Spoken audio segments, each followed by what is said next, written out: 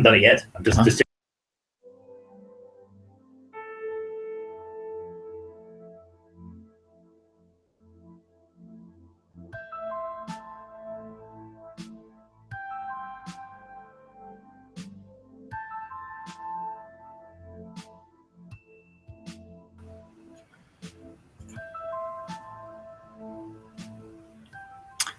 Okay, hello.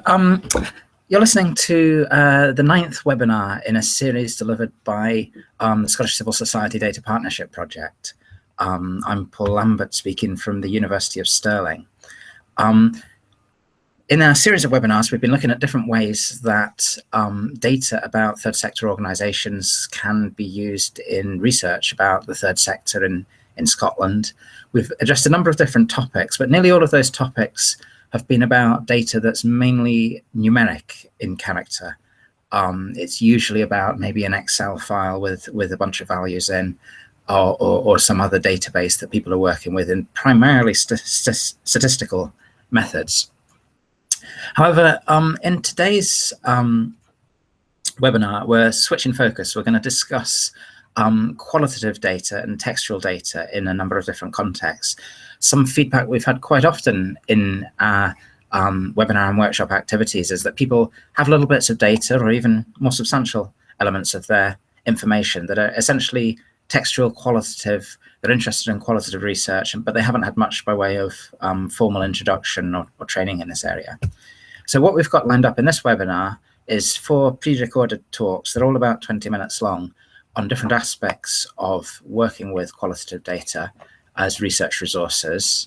And in between them, we'll have brief opportunities for discussion. We'll be responding to any messages, chat that comes in through the YouTube channel, or any feedback we get as we're broadcasting. So we'll move to the first of the recordings, which is by our colleague, also part of the Civil Society Data Partnership Scotland project, Eleanor Burt, from the University of St Andrews. And her recording is going to reflect in general about the contribution that qualitative research and qualitative data analysis can make to understanding social processes in general, and particularly issues related to the third sector and charities research. Okay.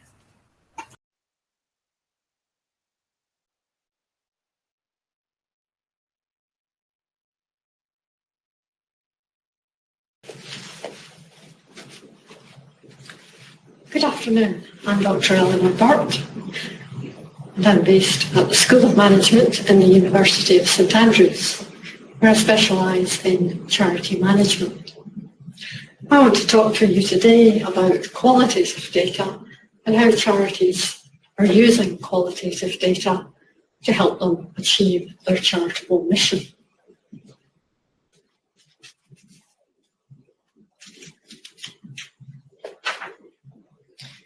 I want to suggest what qualitative data has to offer third sector organisations from a management perspective, to look at how qualitative data might be gathered and used by third sector organisations, and to look at how we judge the value of qualitative data.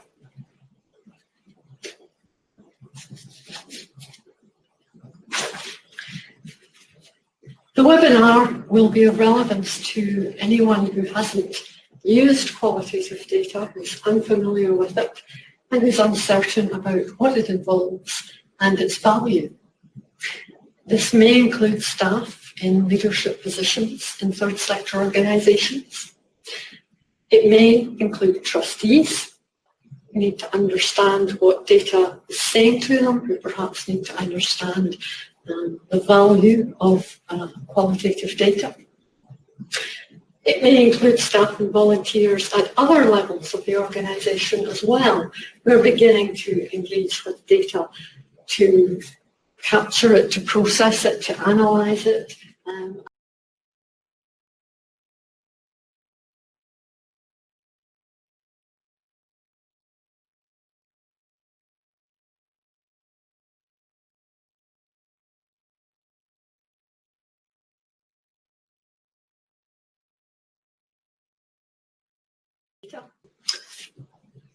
I want to look at when qualitative data is the best choice.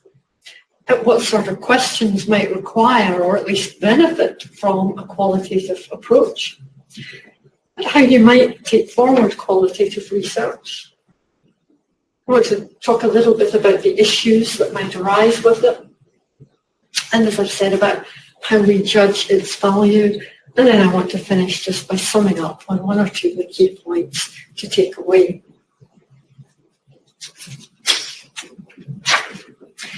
So why are third sector organisations engaging with qualitative data? Well, it might be to bring insights and evidence to bear in more strategic decision making, such as I've seen with the Chest, Heart and Stroke Scotland and with the Scottish Youth Hospitals Association. It might be to help with business planning. Again, CHSS and SYHA are good examples of organisations using it in this way. It might be to help with operational and service planning and management. And again, we see CHSS, SYHA, COPE Scotland, British Heart Foundation using their qualitative data in these ways. It could be for performance evaluation. Measuring impact and evaluating impact is becoming increasingly important for charities, looking at the cost effectiveness of what they're doing, for instance. It could be that you want to use qualitative data to help identify new needs or gaps in service provision. It may be that you need it in order to help you to influence public policy debate and public policy decision making. I can't look at the charities in detail that I've looked at over the years, but if you are interested in knowing more about how they're using qualitative data, then they are written up as case studies, so please do get in touch if you would like to know about those.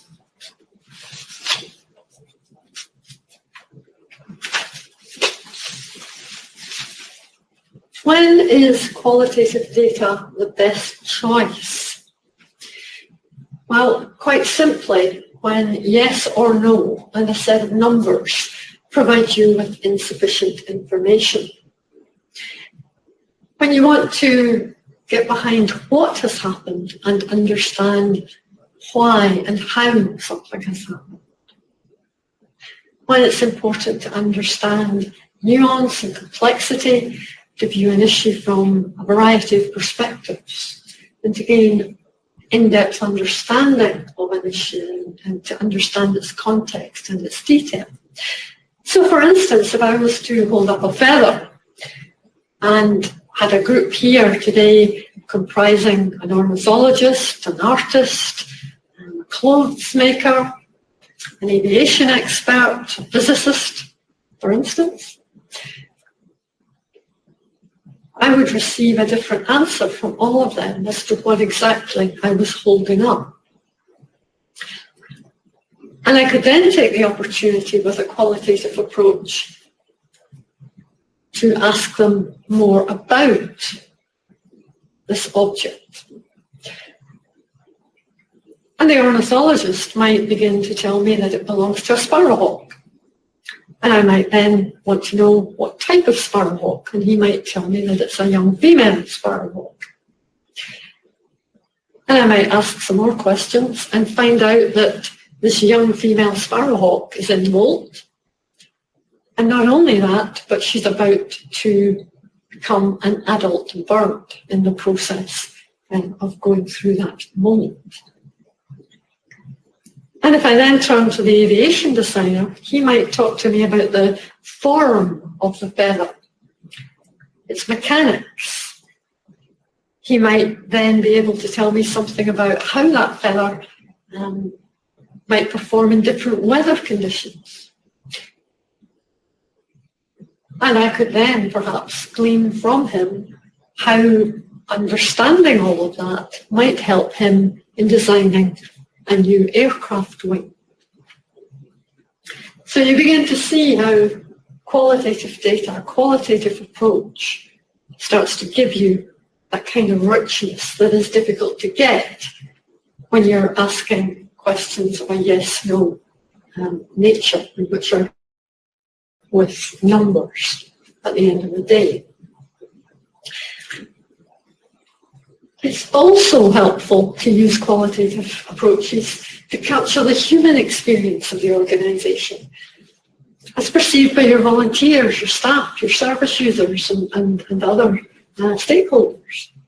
It's helpful in tapping into new thinking and understanding attitudes and perceptions and opinions and ideas, perhaps about your organisation and how it might perform better, or how it might be made a better place to work, or a better environment for your volunteers or your service users. Qualitative approaches can be helpful in opening up sensitive issues, and they can be helpful in obtaining data from service users for whom communication is a difficult process.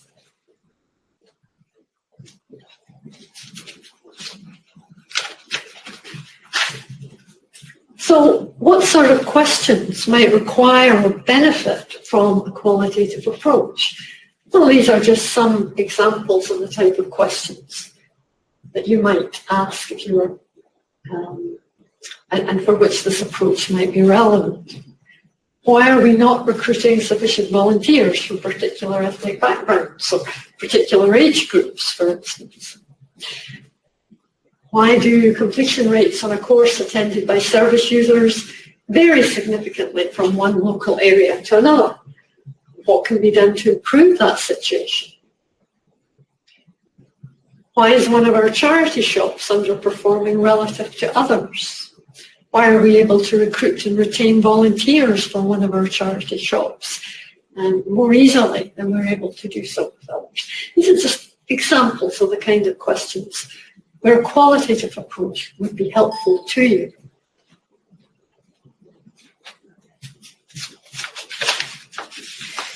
So how might you take forward qualitative data, a qualitative approach to gathering data? Well, there are a variety of methods that you might adopt once you've settled on the questions that you want to ask. And I won't go into all of these here. If you want to look in detail at how they're done and at the strengths and the limitations of each of these, you can look at any good social sciences textbook or management and business research methods textbook, and you will find out more about these. But these are just to give you some examples. You'll almost always want to review documents that might give you some background, shed some light on the issue in question, help you to identify the questions you need to look at, or see what's already been done, and find out about that issue, perhaps save yourself from duplication. You might use focus groups or cafe conversations or round tables. You might use one-to-one interviews to get some real depth on the issue.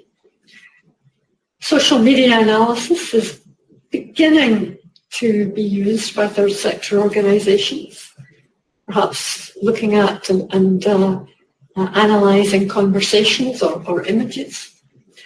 Participant and non-participant observation are also methods that can be used in gathering qualitative data, and experimental or social laboratory type work can also be done.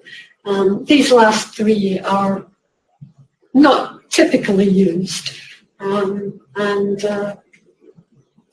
can be quite time intensive to use, particularly the last two. I should say too that none of these methods are exclusive. You can use a mix of these methods together. You can also use them, of course, with other methods, such as survey methods.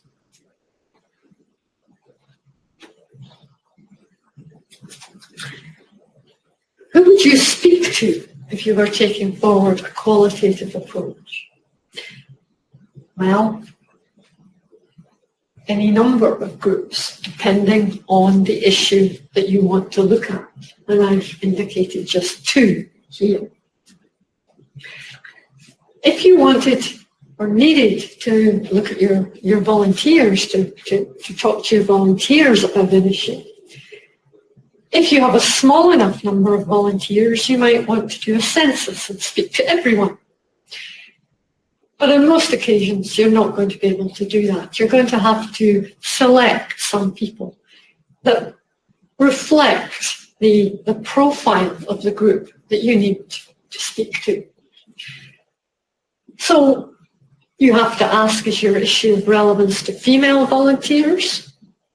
Perhaps not to your male volunteers, in which case you would select people to speak to from amongst your female volunteers. You might want to ask, is the issue only relevant to your new female volunteers or to your existing ones as well? And again, that will determine which people you need to speak to amongst your volunteer groups. It might be that the issue is only of relevance to your online volunteers, to people who work online, rather than the people who work perhaps in your charity shops or in your headquarters or so forth. So again, what you want to look at will help you identify the groups that you need to speak with and the methods that you need to use.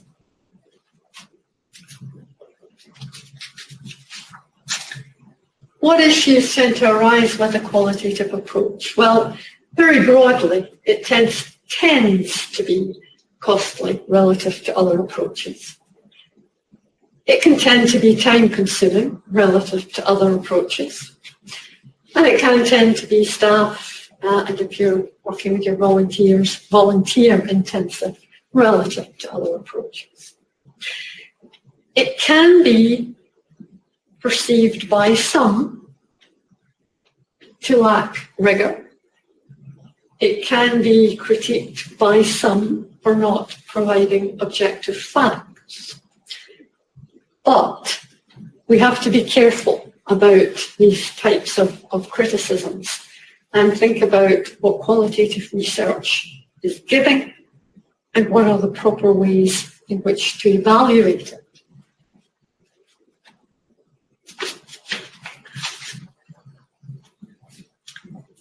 So we evaluate qualitative research differently from quantitative approaches.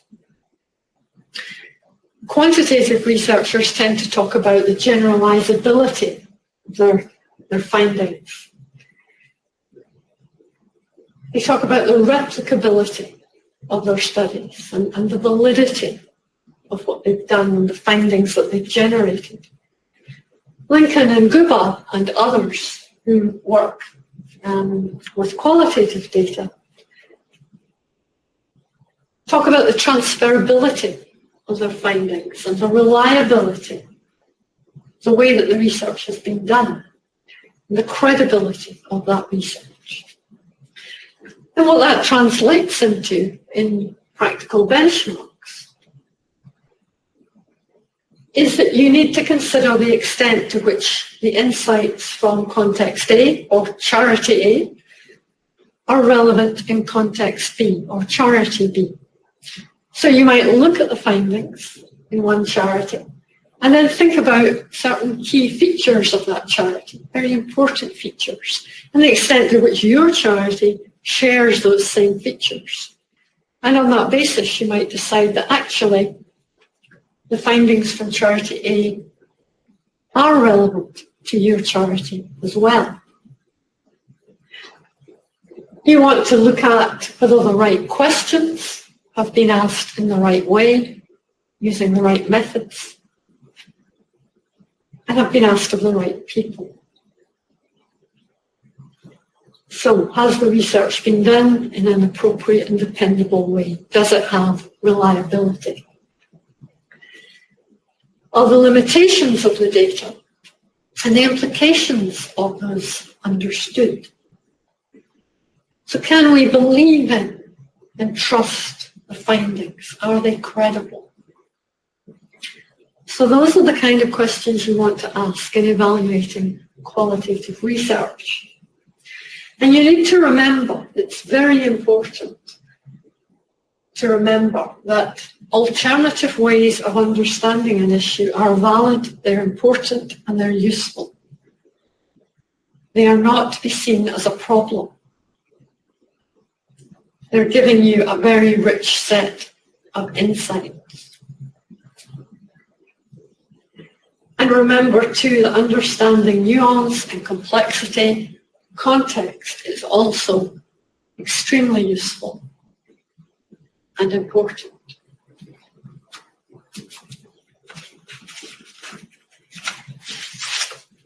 So just to sum up, the key messages to take away: qualitative data is not about facts. Its strengths are in giving you depth of understanding, and alternative ways of understanding. The measures by which it should be evaluated have to be appropriate. And qualitative research is a valid and a valuable approach. Thank you.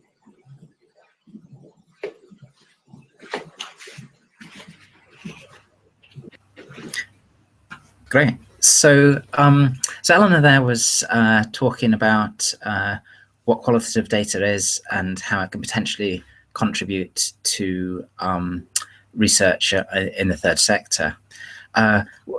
Whilst Eleanor's broadcasting, we're sitting here at Stirling and we're looking out on the YouTube channel on the comments section in case anybody has any queries or points of clarification they might like to raise. We have an opportunity to discuss that live in the segments between the broadcast. If you do look at those comments right now, you'll see a series of messages from me saying, oh no, we think we're making a mistake in broadcasting. And it seems, in fact, that whilst here we were hearing a strange pattern, there was something wrong at our end. As far as we can tell, the broadcast was okay for everybody else. It's just a technical mistake or confusion at our end caused that.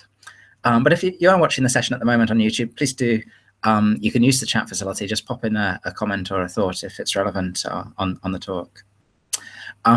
So we're going to move now to another pre-recorded talk, this time by Orian Brook, who's again a part of the Civil Society Data Partnership project. And Orian's going to talk a little bit more specifically about scenarios where we have databases in general, which include some qualitative data, and she's going to reflect on some of the things we can do at the moment, things that people typically do, and make some suggestions of good practice and ways to get more out of those sorts of data resources.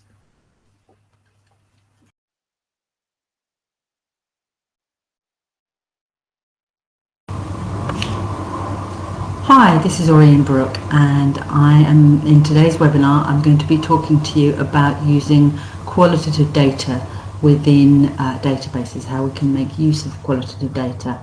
And what I'm talking about here is the sort of free text fields that you sometimes find within or attached to more structured data sets. The kind of thing might be very commonly in survey data that's recorded. Either you might collect it through, for example, SurveyMonkey or something, or it might be collected in an Excel spreadsheet, and where there's some fields where comments are recorded or other categories are entered. You also will find, for example, descriptive fields within organisational listings, either notes that the organisation have provided about their activities, or notes that your staff or you yourself might have recorded about these organisations. And I'm going to talk about what you can and what you should do with this data. One question which needs to be thought of is the ethics of it. If we're talking about survey data, data that's been supplied by other people for research purposes, you need to think that certainly when you conducted the survey, you will have told the respondent what will happen to the data and that their confidentiality should be respected. So you shouldn't just print out the comments and distribute it to a wide number of people within or outside your organisation. I'll come back to that. But also, it shouldn't be ignored. one common frustration, if you ask people how they feel about taking part in research, is that they want it to be used. And if they're taking the time to leave their particular comments, then they should be looked at, and you should try to make sense of them in some aggregate way. So it's unethical, as it says, to waste the respondents' time. It can also be a useful means of identifying unpredicted responses or late emerging issues. So we're going to talk about how you can look for that kind of data in a very simple way without any specialist software.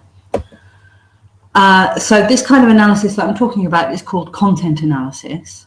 It's quite commonly used in all sorts of fields, for example, analysing newspaper articles and other kind of media, and including social media. Also, there's particular kinds that can be called quantitative text analysis, although that can be a more... There are lots of different ways and some of the more advanced ways of doing it. This is just some very simple steps you can take. So content analysis allows you to code, or it's a way of coding and analysing chunks of text. It's a way of identifying and searching for themes that emerge within the text, and for quantifying how often they emerge, basically, and perhaps profiling the records that mention these themes compared to those that didn't. Now, the example that I'm going to use today is using the Scottish Charity Register. Excuse me. So I'm going to click on this link, if I can. Oops. And it's going to take me to their website. Now, this is the website that you would see. It's the Office of the Scottish Charity Regulator, and you are able, you can download a simple spreadsheet or text file, actually, containing records on all the charities. You just need to fill in some details about yourself. In fact, just some classifications of yourself, no personal details, and agree to abide by their terms and conditions. And you'll download a file. Now, it's a relatively large file. It's 28 megabytes before it's zipped, so I'm not going to make you wait to watch it downloading, but go to one I downloaded earlier, and this is what you see when you open it. So the first thing I'm going to do is just hide some of these fields, because there's more than we need here, but within the Scottish Charity Register there are some coded fields for the purposes of the charity that they can choose when they register the charity. There are also groups of beneficiaries that they can specify, and there are activities that they can say that they do. But, for example, those are pre-existing codes that are not necessarily as detailed as one would want to use, or don't necessarily give the information that you would want to find out to identify particular groups of charities. So I'm also going to hide these fields and look at the objectives, which is the free text that the charities enter about the activities and aims of their charity. Because the categories we were looking at before don't, for example, specify whether somewhere is a food bank or whether they're working with refugees and asylum seekers. So we're going to look at how you could analyse this text, and you can see that actually it doesn't tell you, but we can see that in fact we've got 24,000, just over 24,000 charities here. So again, I'm just going to hide a couple more of these fields, just so we have a bit more space to play with. So there are a few ways that you could do this. If you just want to count how many records mention a particular activity, what we can do is go to the very bottom of that column, and then we can do, it's called count if. I'm going to type count if. I'm going to specify that range, and then I'm going to say that I want to know if the objectives mention asylum, for example.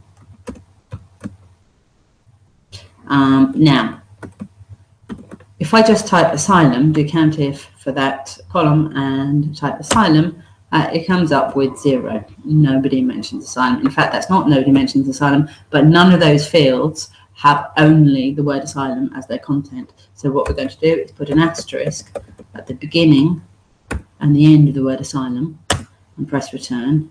And now we're going to see that in fact there are 35 charities that mention asylum seekers. Mention asylum. Now, what we don't know is necessarily which records mention asylum and whether, in fact, they might be referring to something else. For example, it could be some historical objectives that have been set up that could mention an asylum for mental health problems or something. We can also, so another way of doing this, if we want to know more than just a count of the records that have that word in, is to create a new column. In fact, I've already typed in the word asylum at the top, and I'm going to put exactly the same function here, countif, open brackets. I'm going to specify just that field this time, not the column. Again, I'm putting asylum surrounded by asterisk as well as quotation marks. And so the objectives of this first charity don't mention asylum. But now what I'm going to do is copy that text right to the end of the file, and that will be searching every record to see whether it mentions asylum. Now, if I put a filter on the top of this file, then what we can do is use the drop-down box to say anything where the word asylum is actually mentioned, and then we can see which charities actually mention the word asylum and in what context. Now, I'm not going to go through these files in too much detail because obviously this is just an example, but we can see refugees, asylum seekers, welfare, poverty, sickness, illiteracy, asylum seekers, and so on. So it seems that roughly we're getting the right group of records that we wanted. Something else that we can do then is actually characterize the records that contain asylum within their objectives. So the way that we do that is we choose insert pivot table, and it'll say what do you want to run a pivot table on. It's selected, we can say A to Y, and the first row to 24,085, the last row actually. And I'll put that in a new worksheet. And then what we can do is choose asylum as the rows, and then the values could be any of these, charity number, for example, and it's automatically guessed that you wanted a count of the charity number where asylum was not mentioned and then where asylum was mentioned. But we can also choose another, for example, the charity status, into the columns, and we can say what's the status of the charity, is it an active charity or not, or we could choose the constitutional form instead to see what kind of organisation it is that works with asylum seekers. There are also, if we wanted,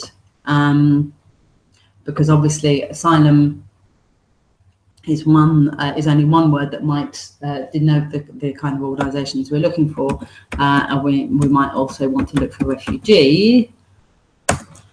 So I'm going to do the same again. We have to select the same book, the same field. I'm going to say asterisk refugee.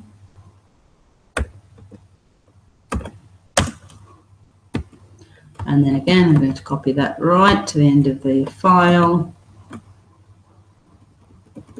Now, let me just check because I've got that filtered.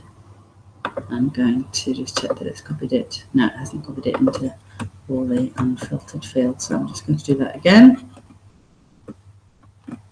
So now we have it in all the records, and now if I go to sheet 1, I'm just going to tell it that I want to, in the pivot table, I'm going to change the data source and make sure that it's now gone to Z, so it's including refugee in there.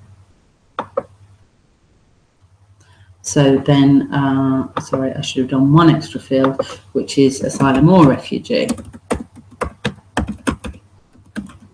And I'm just going to ask it to sum those two. This is just an easy way of working out if it's mentioning refugees or asylum seekers. If we go back to the pivot table, again, we're going to update the data source to just make sure that it includes the new field. Try that again. Change data source. AA. Okay. And now here on the pivot table, instead of asylum, I'm going to choose, oops, asylum or refugee. Now, of course, we do have some, if we take this off for the moment, we do have some that mention both, but you can see that there are in fact 62 records that mention either asylum or refugee, or both, within that data set. So this is an easy way of analysing whether or not records mention refugees and asylum seekers. Let me just go back to my presentation. Here we go. So just to summarise, if you just want to count the number of occurrences of a specific word or phrase in some text that you've collected, you can use the COUNTIF function and you use the word asylum seekers. If you in asylum or whatever phrase you're looking for, obviously to search the whole column. If you want to identify the rows that contain a word and then profile them, then, or just identify them to check that you're finding the right records, then you can use the COUNTIF function for that row, specify the cell that contains the texts, again put the asterisks and the quotation marks around it, and that will then give you a number of times that asylum is mentioned in that cell for that record. And then, as we've seen, you can use a pivot table to analyse the data. The other thing that I was going to talk to you about in terms of what you do with this data is about data protection. It is important that it's not possible to identify individual respondents when you analyse survey data. Published databases such as OSCAR are different. Obviously, there's no problem in printing out all of the publicly listed descriptions of the charities. Although if it's text that you have entered or your colleague has entered, that isn't necessarily text you would want to be distributed around widely. But this certainly includes publishing or quoting from the free text comments that people have left. Now, the things to consider here are that you should first of all refer back to what you told participants would happen with their responses, and in terms of confidentiality that you promised, but it is in general good practice that you limit the distribution of the raw responses to those who absolutely require it, i.e. people who are analysing the data, for example, and that you don't just print a list of all the responses and distribute it, because it's possible that people are identifiable from the comments, and it could be directly or indirectly identifiable. So, for example, somebody might say something with their name or their job or something that directly identifies them, or it may just be that they tell a story, that they describe an anecdote, or that they relate a particular incident that makes them identifiable, in particular to somebody who else, maybe in the organisation, who was involved in that incident. Or it may be that this person is identifiable when you analyse subgroups. So, for example, if you pick out people aged over 60 and then you print their comments, it may make a particular person more identifiable. So for further guidance on this, I would refer you to the UK Data Service, the Guide to Reusing Qualitative Data, which has a great deal of information on the ethics, the practice, the technology, and so on. Of what you can do with for reusing qualitative data, and then also obviously within this webinar and other webinars we've been running, there's more information about analysing qualitative data. So thank you.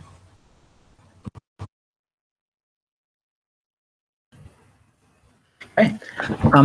So thanks, Orian, for the presentation there on dealing with qualitative data in databases.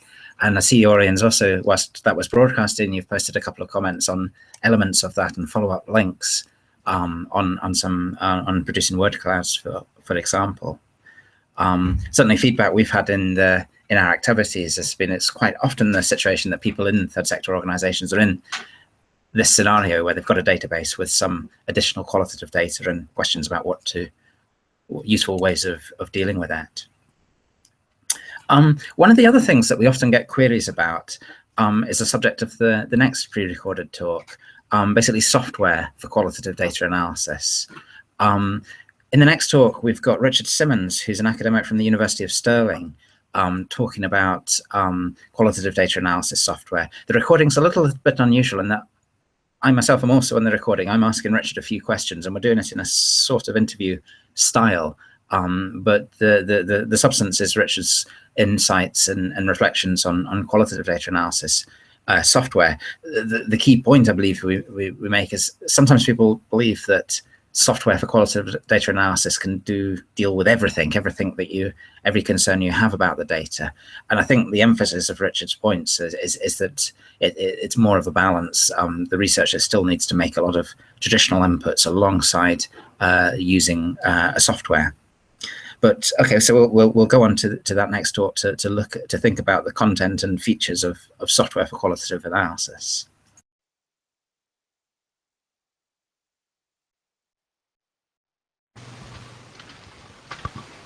Okay, so in this recording, we're going to reflect upon using software when working with qualitative data.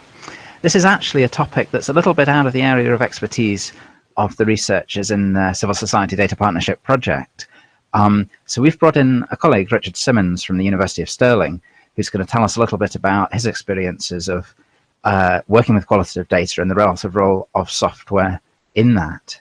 Richard is the director of the MSc Applied Social Research at Stirling, where he teaches extensively on doing research with qualitative data in another context, and he has plenty of his own personal research experience in this field as well. Now, many people have heard of qualitative data as a tool of social research investigation, and we often hear about the possibilities of using software in different contexts to store and potentially use qualitative data in research. There's often a bit of misunderstanding or a bit of unrealistic faith in the capacity of software to contribute to undertaking research in the context of qualitative data. In quantitative analysis and statistical analysis, it would be pretty hard to make progress in research without some sort of software context, but that's not necessarily the case in qualitative researchers. Sometimes the data might not be recorded electronically at all. Sometimes an electronic software might only be used for the storage of data. But it is true that software is also out there for organizing, collating data and going further in the analysis over and above as a storage device. So we're going to start the Richard's presentation by posing the question of, given that qualitative software is out there and is potentially available, is it necessarily, or is it always an important thing to use as part of the research process? And I'll pass over to Richard. Thanks, Paul. I think the answer to the question really about whether qualitative software is the right thing to use or not really depends on how you're going to go about your analysis and how much data you actually have. So there's a real need to really think about how you're going to plan your analysis, because how you plan your analysis will dictate how you want to use software to execute your plan, and it has to be that way round. It's not about thinking about what the software can do and then planning your analysis around it. It's about thinking about what you want the analysis to do and then how the software is going to help. So the software shouldn't be driving your analysis strategy at all. That would be what we might see as the tail wagging the dog. Instead, maybe where we need to start is by thinking about some of the main tasks of qualitative analysis. So what would they be? First of all, planning and managing your project with qualitative data. You've often got a very rich data set, quite an extensive data set that you're working with. So it's hard sometimes to keep together the different aspects of your work, and the software can sometimes help with doing that, keeping it together in one place and providing a repository for your work that you can continually come back to and source your material. It can also help you to keep an audit trail of what you're doing, so you can think about that. So that later on, if somebody asks you how did you arrive at those kind of conclusions from your qualitative data, you can show what you actually did. You can illustrate the process that you followed. So that's quite an important use of software if that's going to be something that you're going to require later on. In terms of the analysis itself, it's very common for us in qualitative research to write analytic memos as we're going along. So as we have insights into the interpretation of our qualitative data, we'll keep a record of those on memos. And we can do that on paper, or if we have the software available, there are tools available for us to actually create memos as part of the data set in the software. It also allows us to then read through and annotate our data. So there might be particular comments we want to make where we will mark out particular sections of text for particular attention in the analysis, and maybe put some kind of annotation next to it. And we can again do that on paper, or the software allows us to do that in a way that keeps everything together as well. And in much the same way that we would use a search engine on the web, we can also search through our data using software. So if we've got interview transcripts or documents that we've imported into the software, obviously the search tool can be pretty handy rather than relying on your memory for where things actually were in the documents that form your qualitative data set. So exploring your data by searching, whether that's for sort of particular words or phrases or whatever, that's certainly something that software may be able to help with. One of the things that we would do in qualitative analysis as well is think about a coding scheme. These are the themes that would emerge from the data, or the particular concepts that we feel are appropriate to the data set that we're working with. So the software can represent a place where we can store our coding scheme or our code book. And then we can be continually going backwards and forwards from the data and shifting data around according to where we feel it should be stored or where it should be coded. And that coding is really one of the fundamental tasks of qualitative data analysis. We need to capture what's going on in the data according to those themes and concepts. So certainly that can be done on paper, and many people will use paper, or they'll use just a simple word processing software tool. But the qualitative data analysis software offers a number of other tools over and above that can be very helpful. So when you've actually coded a segment, you can continually revisit it because it's stored in a different place. In the old days, we used to use literally use cut and paste by printing off our transcripts and cutting things out with scissors and sticking them on cards and so on. Now we don't have to do that, of course, with software like that. It also allows us to recode things more easily. So you may code something and then decide that actually, having had the benefit of doing further analysis, you want to recode it because the meaning has become clearer to you as you've continued with your analysis. And the software can assist with things like that. In terms of testing ideas, this is something that we'll continually be doing during our qualitative analysis. And again, that could be done on paper, it could be done within a word processing package. But there are ways of linking our data in qualitative data analysis software where sometimes it helps us to see where the links are and to be able to test our ideas. And we can also raise queries within a tool like NVIVO, which we'll look at in a moment, to interrogate maybe the data for particular aspects of similarity or difference that we might be interested in. NVIVO also has a modeling tool which allows us to map out all the different themes and concepts in the data and then maybe visualize the connections between them so that we can pick up the kinds of relationships and patterns and ideas within the data set. Again, it's not necessary to have software to do that, but the software can actually present it quite neatly.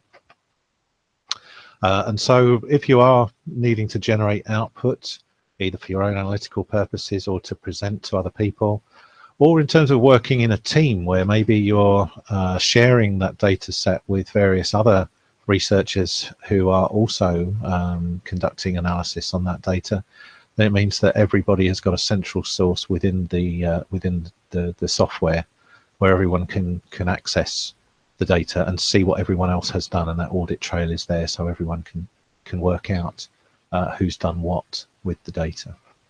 So Certainly the main task of qualitative analysis could be performed without software, but I think software can be a useful tool in terms of making life easier. Yeah, thanks, Richard. And what's actually striking to me, in comparison to in the analysis of statistical data, is the really wide range of tasks that software is potentially used for in qualitative analysis. So the storage of data, the searching of data, but the modeling of data, the exploration of patterns within it as well. Also, a bit like in statistical analysis, where we have many different software packages for statistical analysis, the same is true with possible software and electronic sources that can be used for processing qualitative data as well. It seems, or my impression is that NVIVO at the moment is particularly well known and influential as a software package, but there's quite a few other things out there and that are potentially available for people, presumably with different strengths and weaknesses, different contributions that can be made by the different packages in different contexts. So the next thing we'd perhaps ask you, Richard, is so what are the relative differences between packages, and what are the contributions of some of these packages, perhaps NVIVO in particular? Okay, well, I think that to have a detailed comparison would be difficult. There are quite a lot of these packages, but in general, there are the kinds of advantages around the main tasks that we talked about. One thing I hadn't mentioned before was also the possibility for auto coding, and we've had that ability for some time, where people can ask the software to go off and find the occurrence of particular words or phrases or themes that then the software will automatically code in a particular place. So the software, in the same way as quantitative data analysis software, has different power, and one of the most powerful packages, and therefore it's one of the ones that does tend to be used most often, and one of the ones we use here in Sterling most often, is NVIVO. So maybe we could have a look at what that offers, because I think that would be that would give a good overview at what the potential, at least, of this software. So just to reinforce the idea about how NVIVO can support qualitative data analysis, certainly all the main tasks of analysis we've already mentioned would be possible to support within that. But there are a couple of words of caution that I'd offer just before we take a detailed look. First of all, just because we're using software, it really doesn't replace the need for you as the qualitative researcher to spend time immersing yourself in your data and actually really understanding what's there. The software's not going to do that for you. It can't do the interpretation for you, unfortunately. So you are going to have to spend time learning from your data, spend time immersing yourself in it, so that you can really get that depth of understanding that's required. It may help you to improve the effectiveness and the efficiency of your learning, and that could be something that's worthwhile thinking about. So that's something that to bear in mind. But those things being said, maybe we should have a look at a short video that might give us an idea about what NVIVO might be able to do for us. So we're just going to look at a video that's actually available on YouTube. And there are actually quite a few different things out there where you can see demonstrations or introductions to NVIVO and other software packages too. When it comes to investigating an issue, answering a question, or simply making sense of something, we often look to information to help us get there, and it's rarely just in the form of numbers. You might be evaluating social policy. You might be reviewing patient feedback. You might be researching youth culture or undertaking postgraduate research. The challenge with this sort of research is that once you've collected your information, what do you do with it? That's where NVIVO comes in. NVIVO is software that supports qualitative and mixed methods research. It's designed to handle non-numeric data, like interviews, open-ended survey responses, literature reviews, and web content. Let's imagine you were researching work-life balance and that your project involved survey responses, interviews, field notes, and web pages. To better understand how NVIVO assists you, picture an empty room where you're going to work with all your information. Regardless of the research method you use, there is one thing that's for certain when handling qualitative data. If you don't use software, your work will likely be more time-consuming, challenging to manage, and hard to navigate. And importantly, working manually can also make it very hard to discover subtle connections in your data. NVIVO gives you a place to organize and manage your material so that you can start to make sense of your data. It also provides tools that allow you to ask questions of your data in a more efficient way. Now that your research is at a point where you can start to easily work with it, let's look at the data analysis process. For this example, we're going to take this approach. Here's how NVIVO can help. Let's go back to imagining your work-life balance study. With NVIVO, you can easily import a whole range of different kinds of data. As you read through your material, you might see a number of people talking about balance. So you highlight this and store this in a container or node called balance. You then decide to investigate further. What words have people used most frequently? You may want to actually see how people are talking about balance specifically. With NVIVO, you can take stock of what your data is saying about balance all in the one place. And finally, this all might come together as a report or presentation. So by using NVIVO to help on this project, you've worked efficiently, saved time, and built up a quality picture of the data. You were also able to quickly organize, store, and retrieve data, uncover connections in ways that simply aren't possible manually, and rigorously back up findings with evidence. With NVIVO, your research is portable. You can work in the field, at work, at home, anywhere. Your project secure. And if you want to collaborate with others, NVIVO offers a team-based solution too. Thanks for taking the tour.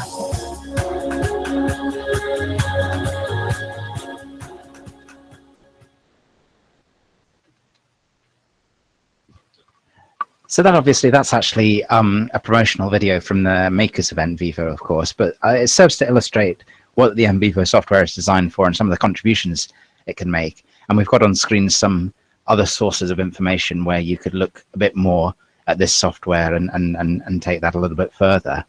I'll pass back to Richard to elaborate a bit more on these. Well, sure. Just to reiterate what Paul has said there about that being a promotional video, obviously other software packages are available. Just to say that NVIVO are pretty good in terms of the support that they provide as well, though, and there are quite a lot of materials out there. I should also say that the video we showed was of NVIVO 10, and the Getting Started guide there is also for NVIVO 10. There is NVIVO 11 now, which has now been released. So there are some small differences, even though the main functionality remains very similar. But you can enroll for an e-demo. And there are some quite detailed walkthroughs available on YouTube. The one at the bottom of this screen is actually something from Stanford University. It's about an hour and a half, so we won't show it. But if people are interested, then that might be worth having a look. It does show with screenshots really what's going on. So I guess that in terms of trying to summarize and maybe bring things together, I wonder whether it'd be useful maybe to say what qualitative data analysis software can do and what it can't do, and conclude that way. So maybe just to summarize, what the software can do is provide you with tools, but it's not going to do the thinking for you. So as a human being, you're still important. That's really a key aspect of things. It can help you with project management and data organization, certainly, and that can help you to structure your work. But it should be you driving that structure rather than you putting data in and just expecting the software to structure it for you. It can help you explore the data. It can help you create links. It can help you retrieve data and make sure that it's coded and stored in the right place. It can help you ask queries and interrogate your data. And it can provide you with a place for storing and creating memos and annotations and so on. But none of this is impossible on paper. And I think that it's a question of what makes sense for the individual researcher, and part of that will be on the size of your data set as well. What the software can't do for you, as we've said, is the analytical thinking. So that is down to the researcher. It's not going to do interpretive coding. So even if we use the autocoder and the autocoding facility in the software, then we need to check that and make sure that the software has understood the nuance and the context for everything, and hasn't just coded a particular word out of context. And the software also can't automatically reduce bias or improve the reliability of your findings or the quality of your analysis. So just because you've used software isn't an automatic badge of quality on your research, and lots of high quality qualitative research can take place without the use of qualitative analysis software. So some key takeaways maybe. First of all, using software can't be a substitute for learning your data analysis methods and actually understanding what the main tasks of qualitative data analysis actually are. But also it's crucial to reflect on the way you use the software, and to make sure that you subordinate the software to your style of analysis rather than just putting things into the software and somehow just fumbling your way around in there. You need to make sure you have a strategy and that you use the software to follow that strategy. Great. Thank you very much, Richard. Thanks very much indeed for bringing those thoughts and comments together on the role of software in qualitative research. I think certainly the messages I'm taking away, the agreement in general that software for qualitative research isn't a magic bullet. It isn't a panacea that can solve everything, but it has a contribution to make, but it's not absolutely essential as a device for doing qualitative research. Sometimes I think people have the impression as soon as I learn the software, everything will be sorted. But you've really emphasized that it's more complex than that. And the nature of qualitative research in itself, the depth of understanding involved, would mean that in many situations. A couple of other points it's worth highlighting. I suppose in general, it's often the case that when there's larger numbers of units involved, that's perhaps a scenario where qualitative research software is a bit more compelling as a strategy compared to the paper-based version and the alternative. Although even that's not an absolute rule, but it's perhaps a general point. And it's possible to get access to some of the popular programs, trial versions. You can explore them online, explore videos on them online, and get tryout trials on them as well to get used to the idea of using them. And the last point that we've put in our slide is something we've mentioned many times in the SCSDP program. There's lots of university level activity on training, in this case, training in qualitative research and software, being delivered in modules and workshops and seminars. And for people undertaking research, third sector organizations, there can be a good case for either enrolling on a whole module or attending a particular workshop or seminar to find out a bit more about the resources over and above these brief introductions. So with that, I think we'll wrap up the recording. So thanks again to Richard Simmons for making the contribution, and we hope you've got some useful things about qualitative software from this talk. Okay, so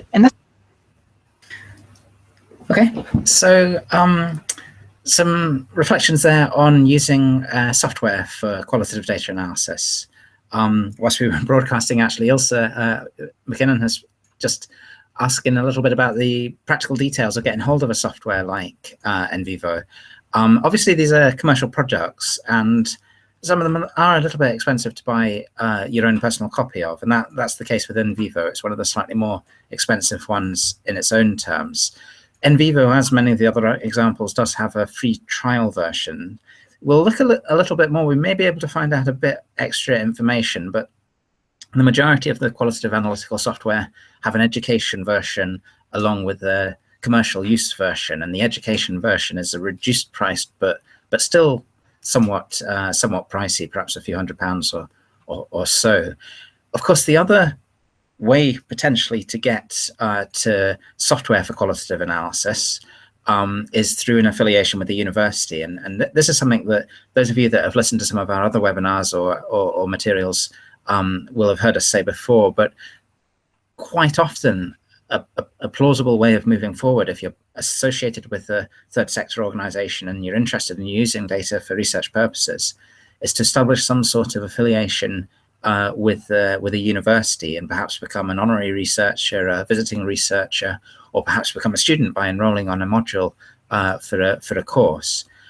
We have a scheme within the CSDP where we're trying to facilitate easy membership of Stirling University actually for this purpose through a guest researcher scheme, and there are other institutions as well where that similar possibilities for collaboration are available. And in all these cases, the point is that once you're connected to the university, you should be able to use the university's copies of relevant software, NVIVO, for example, if the university holds it.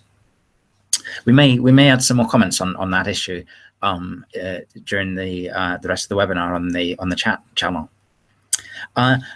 Finally, though, for the moment, we'll move on to the last of the 4 talks in the session. This is a talk given by myself, and it's on a slightly different approach to qualitative data.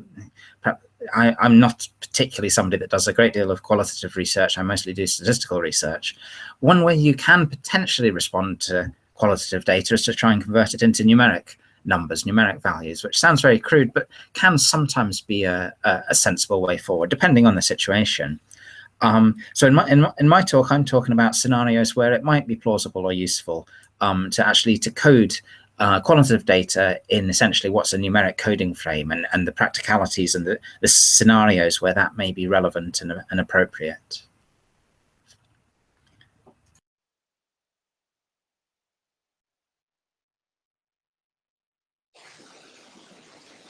Okay, so in this recording, we wanted to reflect on one other thing that's sometimes done with qualitative and textual data when it's held within databases. And that's basically to convert it in some way to something that could be labeled as numeric.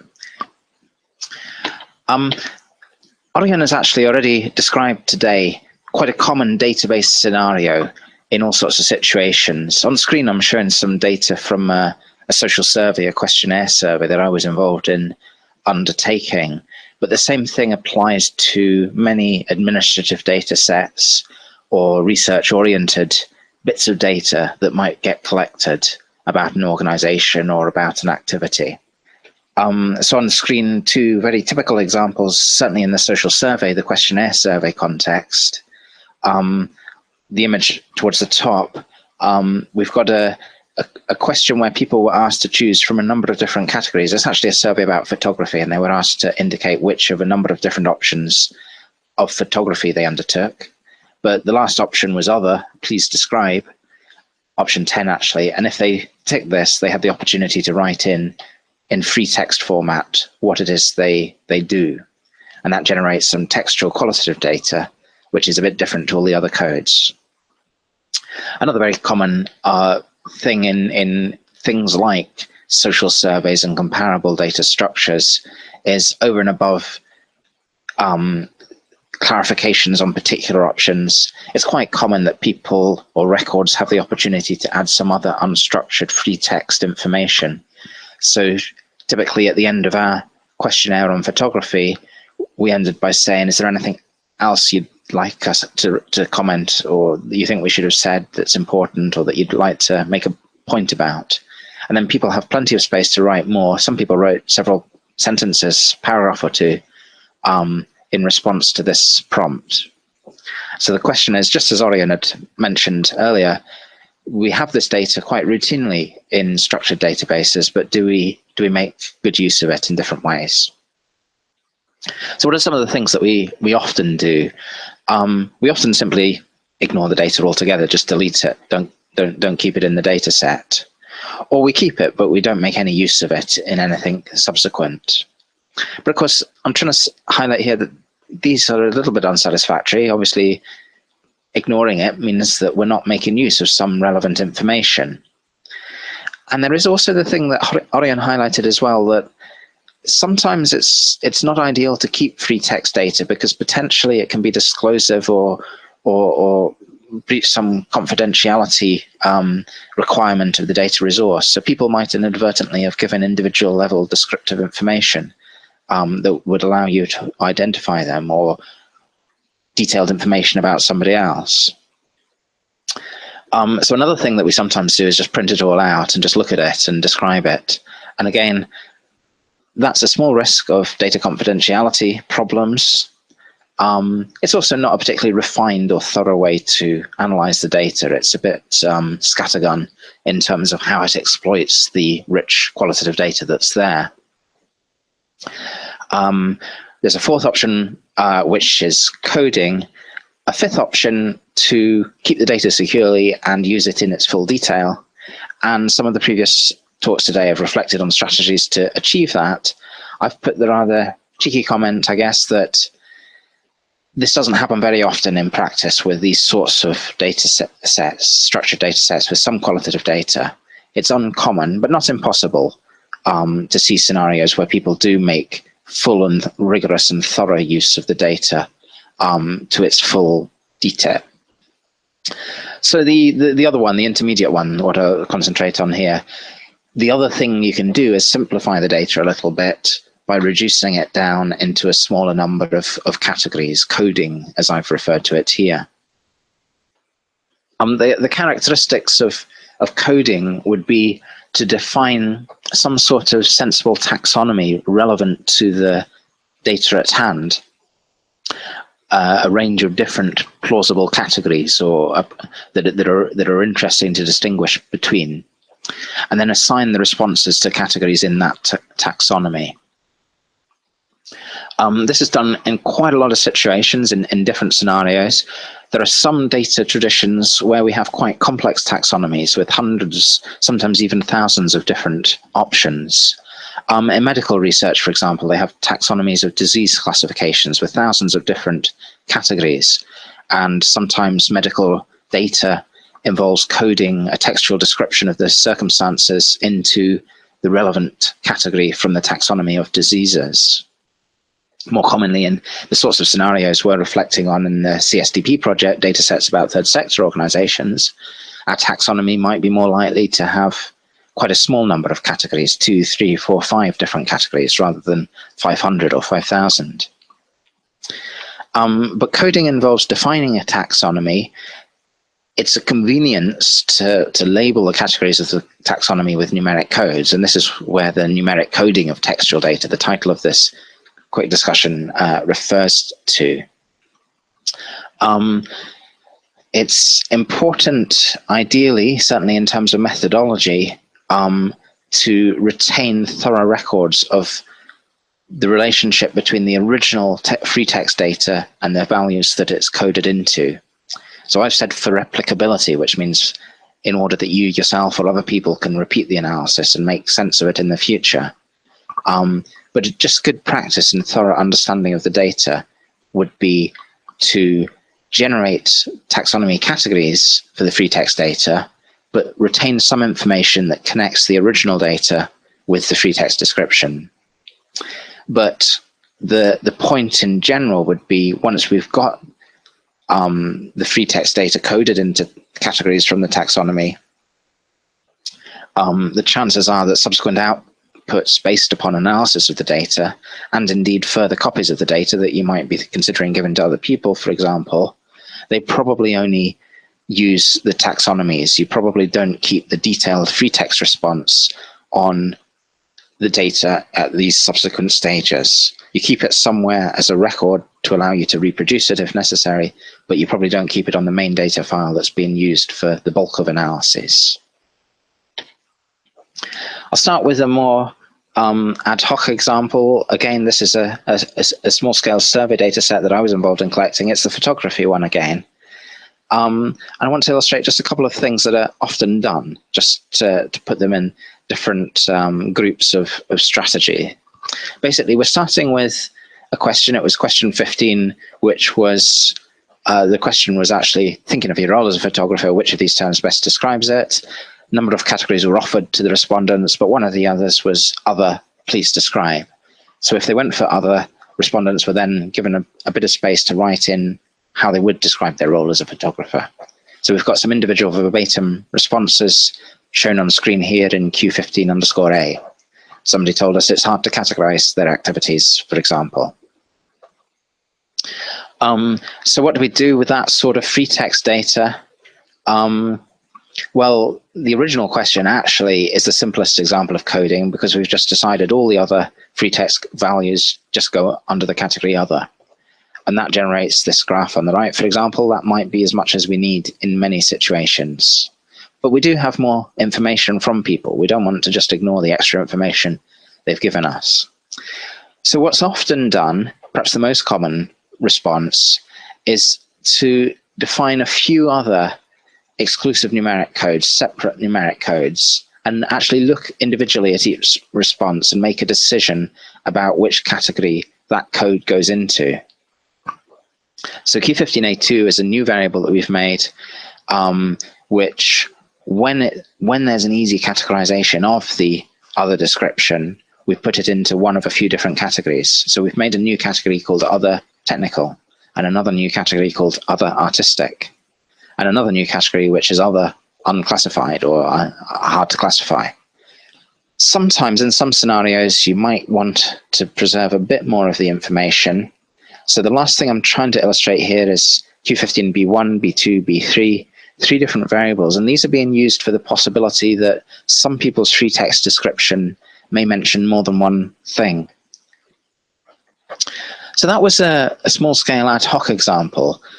Also, I want to take a moment to describe another category of free text coding, which is when there's previous work in the field already undertaken for us to follow on from. Many of the things we measure have been measured before in other studies, and people have made recommendations about how to use them in appropriate ways. So I'll focus on my own topic of most interest, data about occupations. And just to describe how data about occupations is an example in many situations of what's originally qualitative free text data, but that gets coded into numeric codes in a meaningful way.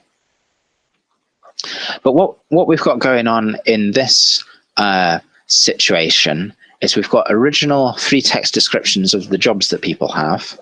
Somebody wrote teachers in a secondary school, researcher for a charity, footballer playing for Hibs. Free text descriptions of the jobs, and then it's our job to try and put them in a taxonomy of occupations. There are taxonomies of occupations. There's many different options. In the UK, SOC 2010, the Standard Occupational Classification for 2010, is the currently used Office for National Statistics and other government agencies' preferred classification. There are jobs that plausibly match these descriptions, and we've come up with these codes. And then the other aspect of the coding is these detailed SOC descriptions. There's about 400 different SOCs in the UK. These detailed descriptions themselves aren't necessarily very helpful for further analysis. So not only do we code it, but we code it again. We have another standardized methodology which translates these detailed occupational descriptions into more meaningful social categories or values. So I've got 2 more columns in the data, NSSEC and CAMSIS. Both of these are occupation-based social classifications. NSSEC is an attempt to define a social class scheme based upon occupations, and CAMSIS is a scale, essentially, of social advantage, a score given to occupations based upon patterns of social advantage, understood through the analysis of social stratification, of social interaction patterns, actually. So, for example, research from a charity maps onto SOC 2426. By the NSSEC, it's put into social class 1.2, which is higher professional occupations. By the CAMSIS scale, it's given a score of 70, 69.8. CAMSIS scale has a mean of 50 and a standard deviation of 15. So it's more than one standard deviation above average in terms of social advantage. So on average, people in these occupations would be said to belong to social class 1.2, CAMSIS score 70, for example, and these are the variables we might use in an analysis. Just to show you a sec where some of these things came from, if we have a quick look at the ONS coding tool, I've got it on screen here, the neighborhood statistics.gov.uk, although I could warn you that the Office of National Statistics is in a process of restructuring, and I think it's likely that their webpage links will change. But basically, if we had a textual description of a job, this offers us a tool. It's using a software behind the scenes that tries to match free text records with appropriate occupational codes. But if I put in one of the occupational descriptions,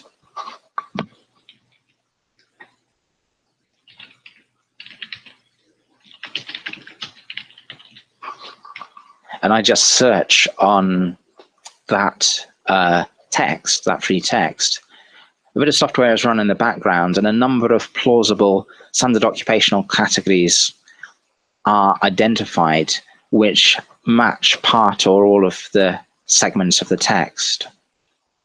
The first suggestion is 2426 researcher, but there's various other things, 7215 researcher market research. And if we're not sure which of these is the best match to a record, in the case of the SOC software tool, we just click on the particular SOC classification 2426. The category itself is known as business and related research professionals. Job description, requirements for the job, tasks typically undertaken by the job. And we could make a decision typically on whether we believe this is the most appropriate SOC. And typically we make use of other additional databases to make the connection between SOC codes and social classification categories or scores. So for example, the CAMSIS scores come from downloading a data file from camsis.stir.ac.uk and matching individual SOC categories with individual CAMSIS scores. If you do have a look at this website, it includes instructions on ways of facilitating that matching, usually done automatically through software, of course. One last comment about using standard measures to code textual qualitative data. Of course, it's not always straightforward to make a coding a simple code. So for engineer, we've got SOC -9 and NSSEC and CAMSIS -9. The category of engineer didn't lead to a simple SOC code. That may sound counterintuitive because obviously engineer is a well-known job description. Basically, there's lots of different occupational codes, all of which include descriptions of engineers. In this particular case, we'd take the view that we need a little bit more description before we can categorically place the description engineer into a numeric code, an agreed code. So a couple of more comments about coding data, textual data. I would certainly always stress it's great to take advantage of existing resources on coding. And just as the illustration with the occupations, if there is an existing standard for a concept that we're working with, it's much better in most situations to find and use that existing standard. And we've actually had a previous webinar where we've reflected on some of these things. Then, however, if there really isn't an existing standard or previous work in the area, it is the first time this particular sort of data has been coded, my advice would be to approach the coding of qualitative data in the same style as if it were an existing standard. So use the same approach that's used with occupations and so forth. And that basically has three ingredients: defining the taxonomy, giving some background information about the taxonomy, not just a list of categories, but some explanation, metadata, additional information for other people about what the taxonomy is intended to mean. I've used the word publish in terms of defining the taxonomy, publish the taxonomy and publish guidance on how it's used. This doesn't necessarily mean stick it out there for other people to read. It doesn't imply dissemination, but implies producing documentation that could be passed on to other people. And then the last methodological advice about coding variables is the value of doing things as systematically as possible. Essentially, in any sort of data processing, it's great if we can try and do things that are documentable and replicable, that other people could work out what we've done and do the same thing and get to the same result. And index files are the tools for this in the coding of textual data, because they're some sort of device that links original and coded values. Now, in a very simple case on the right, I've got occupational codes. These are standard occupational category codes are actually an international standard occupational classification scheme. And beside them, we've got cancer scores and other scores, other bits of data about them. And the same would apply to our free text descriptions, except that the index file would be on a much larger scale. It would be a list of the textual codes and the corresponding taxonomy values. So sometimes we do already have index files out there. However, a lot of the time we're making these index files in an ad hoc on the fly way for our particular work. It's basically our own interpretive judgment of what taxonomy category the textual description goes into most appropriately. And a couple of things to flag if you're doing this is it's a common enough activity in data processing. There's tremendous payoff to undertake a little bit of pre-sorting and cleaning of the data before you begin the coding process. So even if you just sort records in alphabetical order, with a large data set, that means you've got a bit of a chance that a number of textual records that are more or less the same are next to each other, and you're quicker coding them rather than jumping backwards and forth between different free text descriptions. In general, more than this, if you know that you're going to be coding textual data, you could consider simplification of the textual descriptions by your own judgment. So correcting typing mistakes, simplifying uses of words that have more than one way of expressing them, in order that multiple records that are basically the same but use a slight difference of semantic presentation are converted into being the same descriptor. And then again, you only have to code the one similar descriptor rather than all the different variations of the same or similar words. If the data is really important, data scientists agree that there are better ways of achieving coding than just one person on their own going through the coding process. Dual coding and pair programming are both commonly used in scenarios where it's important to get the coding right.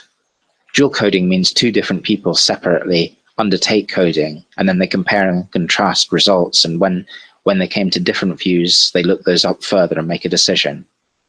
Pair programming is quite a nice concept from computer science, and it can be used very productively in coding exercises. Pair programming refers to scenarios where one person takes the lead on the computer, but another person is sat on their shoulder looking at what they're doing. And the last point is develop documentation that conveys the decisions clearly to other people. The index file might just be a great big Excel database listing the original text value and the value that it's been coded into. Sometimes the same thing might apply with software code. So if you were using a quantitative analysis software such as STAT or SPSS, you could actually write out the coding procedure through a long file of software code that declares how the data is processed. So I've put a little bit of code in here, which would basically look for the segment of word ART or CULT, horticulture, within the answer, and if there's a hit for either of them, it would change the numeric value of the taxonomy variable to a different number, to the number 9. This is a rather specialist thing, of course, but sometimes to have the coding written out quite thoroughly in this way can be very helpful. So I've been talking about numeric coding of qualitative data and structured databases, it's a common enough scenario to have that sort of data and not an uncommon thing to do to try and numerically code it. Numeric coding obviously is an element, has some simplification to it. It doesn't solve all problems or use all the data in its full depth, but it can be a helpful step forward.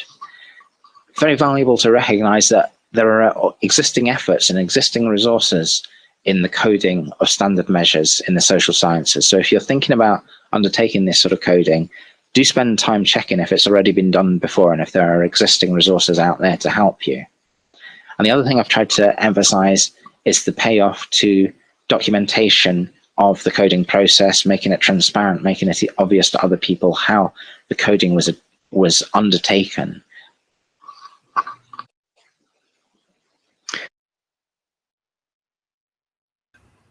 Okay. So that last talk, some reflections on coding data in a slightly more structured way by comparison to the earlier presentations. So we're coming to the end of this afternoon's webinar. We hope you found some helpful things on the theme of qualitative data in organizational databases in the third sector in Scotland.